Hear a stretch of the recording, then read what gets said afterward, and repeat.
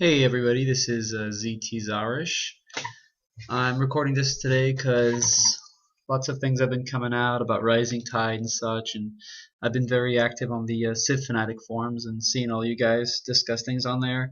Made me want to just go out there and discuss a little bit about Beyond Earth's issues. Kind of give my perspective on what happened and hopefully gets some insight out of it. And the biggest goal of this video is to really attempt to articulate the issues and bring those to the developers, you know hopefully focus, and hopefully they get to see this, because I personally believe that they do read the forums, they just don't communicate.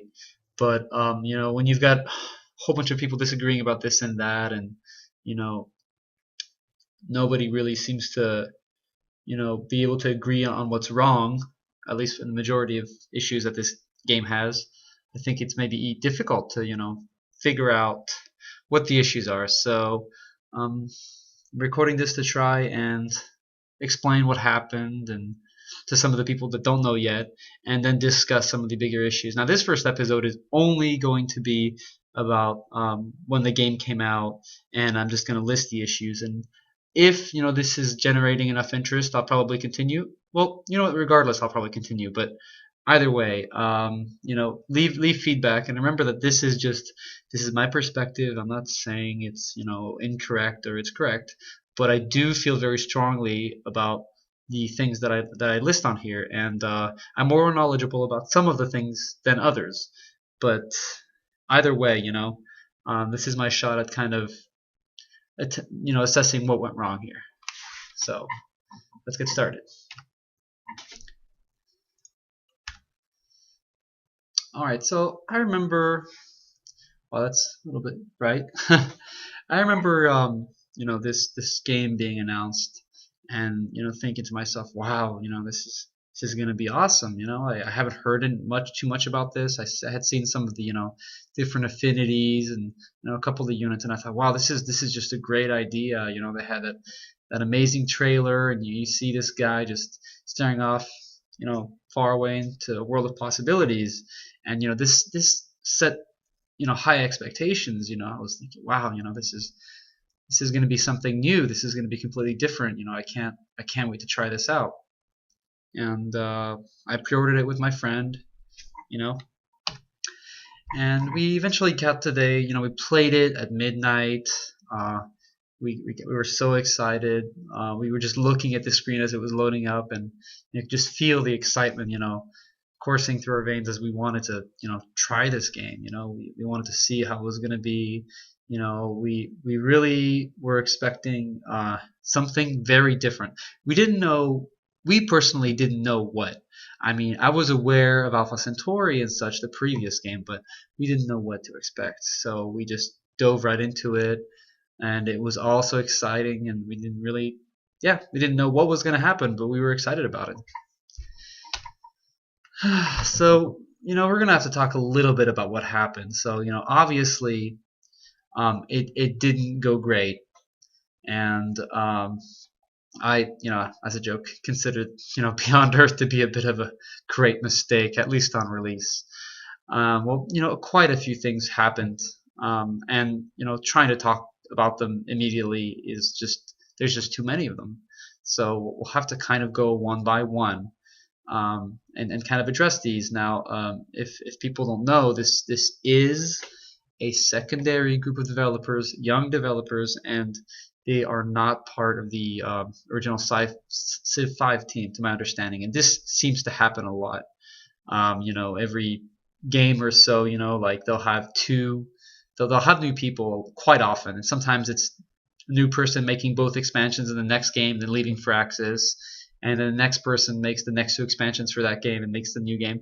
In this case, this was just an entirely new group of people. At least these developers were new. I mean, I don't know about the whole entire team. I mean, I don't have any more information than you guys have, but they have stated that these two developers, and perhaps more of them, some of the other ones we see on live stream, are new. So they gave their best shot, but it did fall ridiculously flat. All right, so let's talk a little bit about the expectations first. So they were asked quite a few times when this game came out. People were saying, "What is what is this game? What's going on here? Is it the sequel?" Because they hadn't necessarily talked about the title yet. And they were saying, is this the sequel to Alpha Centauri? Alpha Centauri was a game released after Civilization 2. This is quite a ways away. This is the 90s. I believe it was 98. I'm not sure, but it's very old, okay, compared to compared to Civ 5 or anything, right? And I had played it myself to a decent bit when I was a kid, and I thought this game was really interesting. This game was really interesting. It was very immersive. It painted a dark future for humanity, and it really got you interested. So when I played this game, I was very entranced in just how different the world was, and how daring they were to just do whatever and go crazy, with their sci-fi. So, anyways, a lot of people consider Alpha Centauri to be, or some people consider Alpha Centauri to be the best Civ. I definitely feel like it's, in terms of lore, it's by far the best, and in terms of being interesting, I think it's by far the most interesting. Is it the best Civ game? I don't know. I don't remember having played 3. I've barely played 4. I played the demo, so I don't really know. But essentially, some people linked, the expectations of Beyond Earth, and they just brought it over to Beyond Earth, or of Alpha Centauri, and brought it over to Beyond Earth. They had very high expectations, and I'm not saying that's incorrect. I personally had my expectations really high, and I'm not saying we should lower them, but I'm just saying that this is what happened, okay, with quite a bit of people. So there was that start to it. The next, people started asking, is this game a mod? Is this a DLC? I mean, the videos started coming out, and they saw the hex system again, and they thought, oh, everything's, although it's different, it's very familiar. This is a mod, right? People just jumped on that idea. They're like, there's no way Firaxis is releasing a new Civ game, and people were thinking, even some people were even thinking this was Civ 6. There was a lot of confusion going on about exactly what this game was. And they said, oh, this is not a mod. This is not a mod. So we're like, okay, well, what is this? And eventually, they said, it's going to be its own franchise. It's a completely different game. But they just kept saying, basically, it's a completely different game, and it's a spiritual successor to Alpha Centauri. It is not the sequel. I don't believe that they can have a sequel. I think somebody else has the rights. I don't want to say incorrect things that I'm not sure about. But I believe somebody else has the rights to Alpha Centauri, so they can't make an actual sequel. And they decided to go in a different direction, anyways, which is fine. I don't think that was the problem. But anyways, it was not. So people realize, okay, so it's not the sequel. It's not a Civ 5 mod. What is this? And they're like, well, okay, it's its own game, it's its own thing, it's based off the Civ 5 engine, which we could all tell. And people were like, okay, so 5 years after Civ 5's original release date, or 4 years, apologies, 4 years, 1 year after Brave New World, we have this new game that comes out, and it's based off the Civ 5 engine. Okay, that's interesting. And then people started thinking, well, you came from Brave New World, right? Brave New World had been out for a year, so reeling back a little bit, we had Civ 5 in 2010, and people were like, wow, that this game is, Civ 4 fans tended not to like it very much. I played it. I thought it was not great. I mean, it definitely had a spirit to it, but it was not, in my opinion, that great of a game. When Gods and Kings came out, I thought, okay, well, this game is awesome. It added a lot of flavor, a lot of detail to the game, and then I started to truly enjoy Civ 5. When Brave New World came out, people played it and they're like, okay, well, this game is fully fleshed out. This game is awesome. This game is a classic, and it's going to be remembered as a great game. And I think the majority consensus was that it's a game that's not as complicated as Civ 4, but it's an awesome game. So here you have Beyond Earth coming out, and you have the expectations from Brave New World, and you have expectations from people that are thinking it's going to be like Alpha Centauri. So you have all these expectations, and they're high. They're very high. You know why? Because these games were high. They were awesome when they were done. So people started thinking, all right, so this game came out after Brave New World. It's clearly based off the Civ 5 engine. You basically what you're telling us is you started from point A, which is Brave New World, and you changed it. How can it be? It's got to be at least as good. At least some people seem to think that. I personally did, hope for that. I didn't necessarily expect it to be as good, but I hoped for it. I hoped at least for a Gods and Kings level of fleshed out everything, and I was hoping for some sort of cohesion and essentially a game that was at least on par with Gods and Kings. But those were kind of the expectations that came out. So people were expecting a great game, and it did not exactly deliver. All right, so to talk a little bit about how I'm going to discuss this, I'm going to make a comparison to Civ 5 in terms of how Beyond Earth implemented things and how they could have done better. Now, I'm not going to say Civ 5 has all the answers, because clearly it doesn't, but it has had much more success eventually. When it's finished, it had much more success, and I would argue that even in the beginning, it had more of a vision for what the game was, and it followed through with that.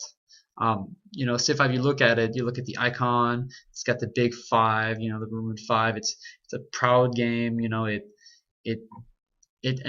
feel that as you play the game. You finish the pyramids, you can feel that epic feel to it. You're like, wow, I just finished it. That's amazing. And what Beyond Earth was going for is they were going for, like, you see the guy staring out. They were building, thinking about build your own story, create your own civilization. That was the goal. That was the goal for you to kind of be able to paint that. And Civ 5 succeeded in being a game that's looking back on history and making having a positive outlook on it and saying, wow, this is civilization is truly glorious. And then you have Beyond Earth, which attempted to say, yeah, we're painting our own story, and you should be able to kind of almost role play your way into this future, and that was their goal, and it's a very lofty goal. I think it's difficult, but it's definitely not something that you can't achieve. They were a bit reluctant, but to put too much stuff in there. They really wanted you to paint your own story, but we'll talk more about that later. I don't want to get off topic. Okay, so either way, the reason why I'm going to compare these two is because these are the most two comparable titles, right? So I'm trying to kind of look at why things didn't work in Beyond Earth, and then seeing like why things worked in Civ 5. And I'm kind of drawing a comparison to help people understand like what went wrong. If you just look at Beyond Earth, you can argue all day like this was wrong, this was wrong, this was wrong, and yeah, you can have some merit to it. But why didn't we have the same problems when we played Civ 5? Why did we have far less? And that's why I'm using Civ 5, because Civ 5 is a comparison. It helps us see what it did right. It's not because it's better. It's not because it's, well, it is better, but but it's not because it's correct in every way, shape, and form. It's because it has succeeded in doing many things, and it's done them well. And I can't argue against Civ 5. It's just done so many things well. So I will use it as a comparison, not as a crutch, but as a way to kind of understand why Beyond Earth flopped. Okay. Next, we'll go ahead and look at the list of issues. So these are my issues. Now I know everybody's list is different. I see this constantly, on the forums of Civ fanatics. Everybody has their own opinion about what's more or less important. Okay, so first of all, I have boring mid/late game. You start out, you got a lot of stuff going on. You hit mid game, you're just grinding out affinities. Or if you're like playing on the highest difficulty, Apollo, I guess you're just building academies all the time, which people seem to claim is the best way. I don't know. I don't play that much on Apollo. It's It's not my cup of tea. But either way, mid or late game, you're just grinding to try to get to the end and try to win. And there's nothing really interesting that comes up as the game goes, and that's really unfortunate. All that happens is people start to hate you more if you're a different affinity. That's basically what happens. And either way, that's the first issue, and I think that's the biggest issue because that's gameplay related. That's something you have direct experience with. Unless the game is amazing every single way, it's hard to oversee this as you're playing because that's the core experience, the gameplay. And if that's not fun, like nothing else will be enjoyable for most people. So that really does need to be addressed first. And the way that Civ 5 did it, they had their things being introduced as the game went on. But either way, we'll talk about that later. Number two, the great lack of immersion and ambition. So as you saw, there was a trailer. It was amazing. It was interesting, and we all thought, okay, wow, this is going to be awesome. I can't wait. Well, the issue is they were young. They were afraid. They were going to bite off more than they could chew, and they lacked ambition. They even apologized for this. They said we really lacked ambition when we made this game, and they were afraid to try too many things. They were really afraid to turn on the sci-fi. Maybe they thought that people were going to be too critical of things that were not logical. But if you're not going to try radical things in sci-fi, when are you going to try it? Because you have no other opportunity. What's the point of making a game where you can make your own future if you're just gonna stick to your guns and say, no, I can't do this, no, we can't do that, no, we can't do this, we can't do that. Now, I'm all for balance. I agree that balance is important, and that can be threatened sometimes by being overly ambitious and having these radical ideas. But I think that they stuck so close to their guns that they didn't try anything interesting. And I certainly felt that way. Also, the lack of immersion is a huge issue. Um, and that was also part of the I think that was affected by the lack of ambition. If you're being ambitious, maybe they could have done a lot more with the sci-fi, which would have immersed us far more into this world. You need to give us a platform, but they did not do that. So that was my number two, and I think to me that's almost number one. I mean, one is too hard to ignore, but it's not that far behind. Three, boring leaders. Yeah, these leaders. I mean, they're some of the newer ones with Rising Tide are looking good. Some of them, but the original are. I mean, they all say the same thing. Whenever you talk to them, there's no background. I was thinking, you're gonna see somebody in like a space station just talking to you, and in a cosmonaut suit. I was so excited about that, and when that didn't come through, I was really disappointed. I just clicked on the leader. Oh, look, it's my map in the background. It's kind of just there. It really killed the immersion. So I think that the boring leaders were a big issue because they damaged the immersion, and they made you feel like you're all playing the same character. And that's not fun. That's not part of it. Then at that point you're just picking him for the bonus, and that's what people do. They pick him for the bonus. They don't pick because they want to play Samatar Jamabar. I don't honestly believe that. I think people play it because it's a different play style, and you want to big cities, play him. You want to kill everything, play Brasilia. But in terms of them being interesting leaders, I personally don't buy that. Not at all. And yeah. So I thought that was the third issue. The fourth issue was very little diplomacy. Now I know some people put that number 3 or number 2 or number 1. I don't know, but yeah, they gutted the diplomacy from Civ 5, which honestly I feel like they could have kept a lot of it, and it would have been fine. They could have kept the World Congress, called it Planetary Council, have it work differently. They could have done a lot of stuff with it, and they could have even kept like the basic diplomacy of Civ 5. At least give us a minimum, like because what they gave us was very little, and they had the whole favors thing coming in, and that was worth nothing. So yeah, the diplomacy was a huge issue because you just talk to people, and it was just like something you wanted to get out of the way. Like, oh, I don't want to talk to this leader. This is boring. This is not interesting. I'm talking to them because I have to, but I do not want to speak with them. It's just something you just kind of brush out of the way, and it's more of an annoyance than it is interesting, and games should be interesting, right? Um, Number 5, uninspiring victory conditions. So this was, I mean, at first I heard them and I thought it was awesome because I didn't realize, it would be so much grinding. Uh, so if the ending is something that's not exciting, how can you really, how like what are you looking forward to? Like I agree that there's only so much you can do in terms of your victory types. But at least the Civ 5 victories were all fleshed out. They were all very different. So when you try different types of victories, you could kind of see like how going for this victory or that victory was interesting to some degree. Um, and you kind of had to plan your strategy around it. But in this one, it's just boost up your affinity. It was boost up to 13, build your portal, or build your mind flower, and defend. Those were all those 3 affinity victories, all basically the same thing. That's just not acceptable, to be honest. You can't be getting away with that.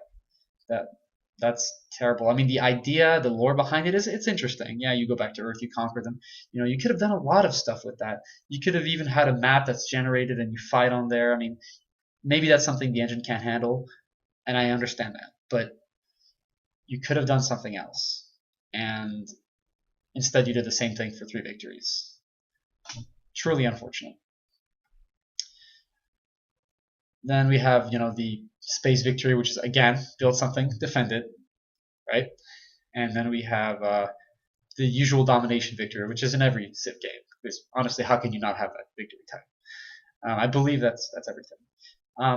Next, short games that encourage turtling. So again, we have games that are ending at, well, I don't know. Some people say they end at turn 200. I personally don't. But the games do feel shorter than Civ 5 games. They don't feel epic because of that, which is really unfortunate. It just feels like it's a bum rush to 13, and like I'm gonna get there, and I'm just gonna build this. I'm gonna win, and that's it. That's the essence of Beyond Earth. It's shoot for the goal, sprint, make it as fast as you can, defend, win. That's the strategy every time. It's truly unfortunate that that's what it is, and it's going to take a lot to fix that. But that's what it is, and that encourages turtling. Unfortunately, there's not a lot of conflict. I've been able to just do nothing and have almost nobody bother me. The only time that I ever get attacked, and I play, on the second highest difficulty. The only time that I ever got attacked on there was when my military was clearly weak. Apart from that, they don't really bother me too much. I have about 160 hours in the game. All right. Next, we have endless plus and minuses in the health system. So I don't know what it is about these, developers. I mean, maybe they just are not able to come up with good ideas. I don't know. I mean, I'm not saying that's an excuse because if you can't come up with a good ideas, why are you a developer? But they don't seem to be able to understand that plus 1%, minus 2% is very boring. I mean, sometimes when it's like a meaningful difference and something you can appreciate, it's interesting. But they have their plus and minuses everywhere on everything. And all the cultures bonuses are all about plus and minuses. They're all very similar. And I'll also attempt to discuss the virtue system because I completely forgot to mention that. Although to me I didn't have high expectations for the virtue system, so I didn't really care. But I agree that it is broken. But either way, the pluses and the minuses, the virtue system, the health system, they're all about plussing and getting your pluses and your minuses here. And I just don't think that's interesting. I don't think that's interesting. I don't think that's engaging. The happiness system. You had like gold mages tied to it. You had like if you hit minus 10, you knew that you were in deep crap. Like there were certain points where you knew like you had to watch out, and they were meaningful impacts. Things would happen. There would be repercussions to your own health. Now it's just a stat sheet.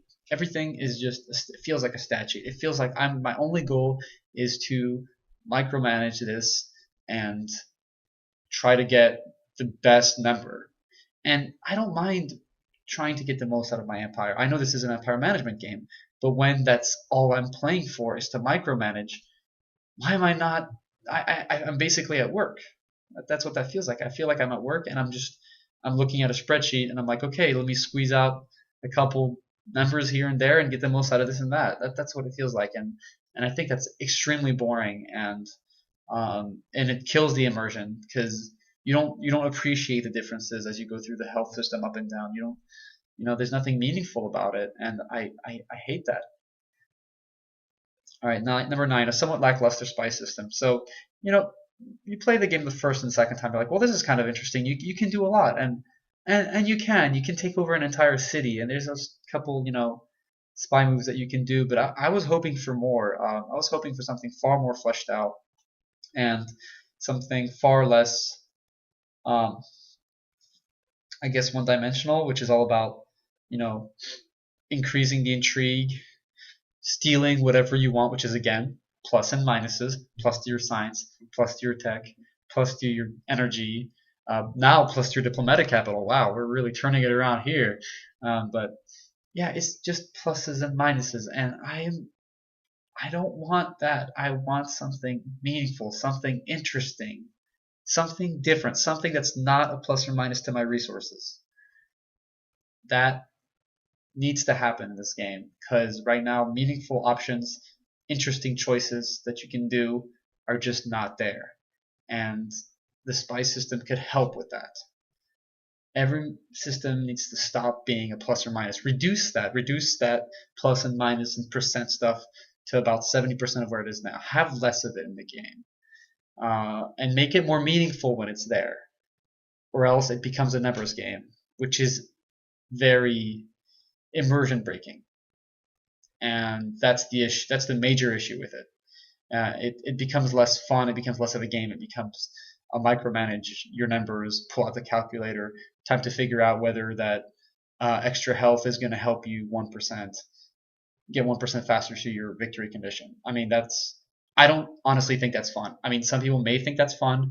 I don't believe the majority of us feel that way, and that's, all I got to tell you is 51% approval on Steam. The people have spoken.